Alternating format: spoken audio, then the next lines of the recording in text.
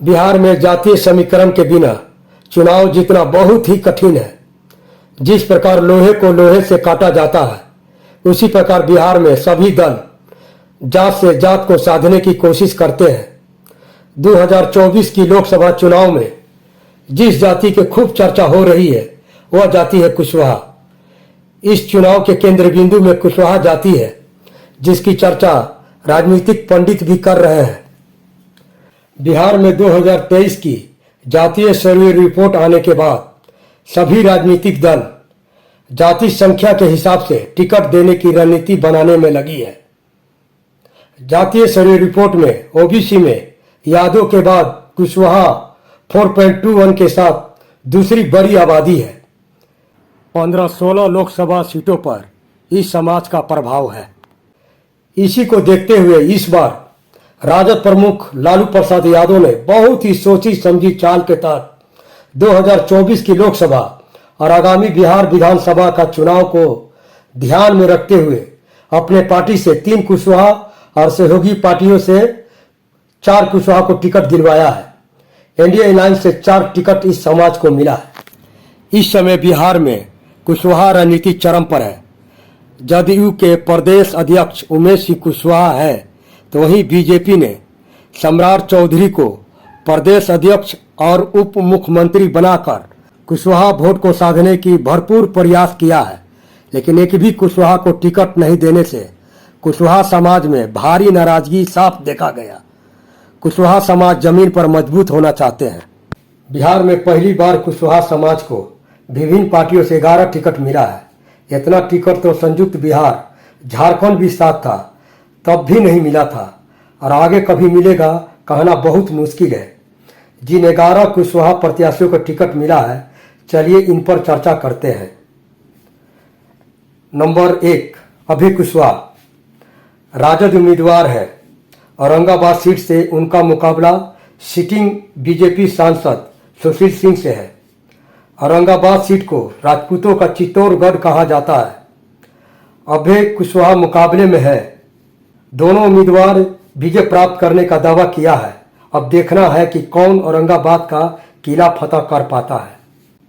Number 2, श्रवण कुशवाहा नवादा में राजद के उम्मीदवार हैं। इनका टक्कर सीधे बीजेपी कैंडिडेट विवेक ठाकुर से है, जो पूर्व केंद्रीय मंत्री और भाजपा सांसद सीपी ठाकुर के बेटे हैं। मुकाबला कांटे का हुआ है। पलड़ा किसका भारी रहेगा, इस बात पर निर्भर है कि निर्दलीय प्रत्याशी विनोद यादव और निर्दलीय प्रत्याशी भोजपुरी गायक और कलाकार गुंजन कुमार कितना वोट ले पाते हैं।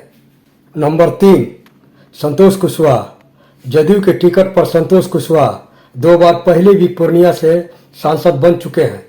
तीसरी बार मैदान में हैं, लेकिन इस बार निर्दलीय प्रत्याशी राजेश रंजन उर्फ पप्पू यादव से कड़ी टक्कर मिलती दिख रही है। त्रिकोणीय मुकाबले में राजद उम्मीदवार बीमा भारती की स्थिति कमजोर लग रही है। संतोष कुशवाहा के लिए इस बार हाई एंटी इनकम्बेंसी फैक्टर है।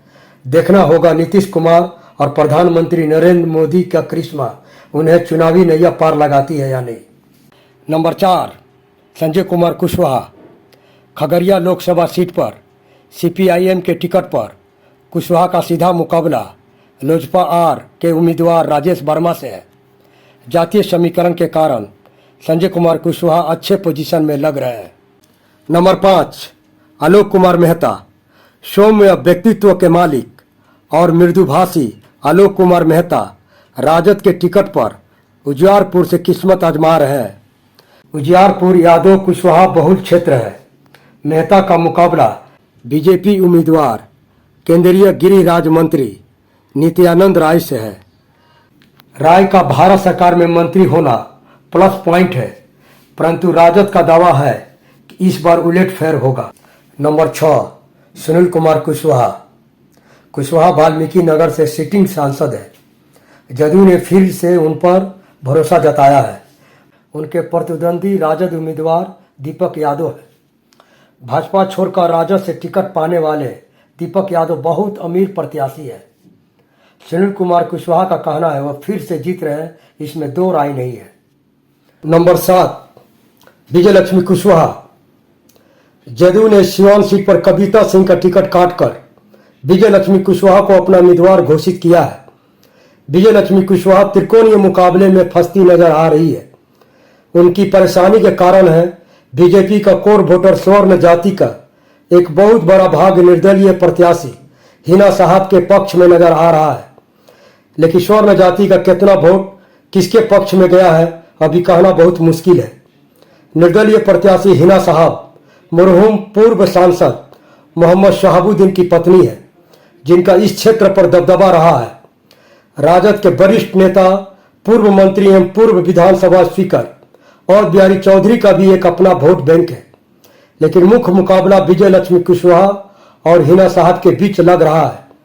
रिजल्ट किसी के भी पक्ष में जा सकता है, लेकिन विजय लक्ष्मी कुशवाहा के पति एवं पूर्व विधायक रमेश सिंह कुशवाहा का कहना है नीतीश कुमार और मोदी जी के कामों पर जनता का भरोसा है, जीत निश्चित विजय लक्ष्मी कुशवाहा की ही होगी। नंबर 8 राजेश कुशवाहा। पूर्वी चंपारण लोकसभा निर्वाचन क्षेत्र इंडिया गठबंधन की तरफ से यह सीट वीआईपी के खाते में गई है, जहां से पार्टी के उम्मीदवार हैं डॉक्टर राजेश कुशवाहा। इस सीट पर उनका मुकाबला बीजेपी के वरिष्ठ नेता राधा मोहन सिंह से है। पूर्व केंद्रीय मंत्री सिंह का इस क्षेत्र पर बहुत दबदबा है। परिसीमन के बाद से ही लगातार 3 बार से जीतते आ रहे हैं। राजेश कुशवाहा का जीत का रास्ता कठिन है, लेकिन मुकाबले को उन्हें दिलचस्प बनाया हुआ है। नंबर 9 अंशुल अभिजीत। इनको कांग्रेस से टिकट मिला है। अंशुल को राजनीतिक विरासत में मिली है। उनके नाना बाबू जगजीवन राम भारत के उप प्रधानमंत्री रह चुके हैं। माँ मीरा कुमारी भी सासाराम से सांसद रह चुकी है, तो वहीं दादी सुमित्रा देवी बिहार की पहली महिला कैबिनेट मंत्री थी। पटना साहिब लोकसभा क्षेत्र बीजेपी का गढ़ कहलाता है।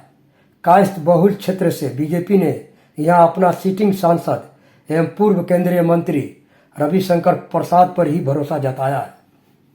नंबर 10 उपेंद्र कुशवाहा। एनडीए गठबंधन के तहत काराकाट लोकसभा निर्वाचन क्षेत्र राष्ट्रीय लोक मोर्चा के खाते में गई है, जहां से पार्टी के संस्थापक उपेंद्र कुशवाहा लड़ रहे हैं। उपेंद्र कुशवाहा जाति के इस समय सबसे बड़े नेता माने जाते हैं। उनका मुकाबला सीपीआई एमएल के उम्मीदवार राजाराम सिंह से है। जीत आसान लग रही थी, लेकिन भोजपुरी फिल्मों के सुपरस्टार पवन सिंह निर्दलीय प्रत्याशी के रूप में खड़े होकर मुकाबले को रोचक बना दिया है। नंबर 11 राजाराम सिंह। राजाराम सिंह इनकी चर्चा ऊपर कर चुके हैं। ये भी जाति से कुशवाहा है। काराकाट सीट पर सीपीआई एमएल के उम्मीदवार राजाराम सिंह जमीन से जुड़े नेता है। इनका अपना वोट बैंक है। त्रिकोणीय मुकाबले में कितना वोट बटोर सकते हैं ये देखना होगा। 11 उम्मीदवारों की चर्चा करने के बाद एक और उम्मीदवार जो निर्दलीय प्रत्याशी हैं, सुपौल सीट पर बैद्यनाथ मेहता राष्ट्रीय लोक मोर्चा के पूर्व राष्ट्रीय महासचिव एवं पूर्व आईआरएस है।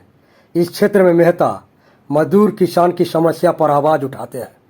बिहार की इस लोकसभा के चुनाव में जीत का स्ट्राइक रेट जो हो, लेकिन कुशवाहा समाज की लीडरशिप की एक फौज खड़ी हो गई है।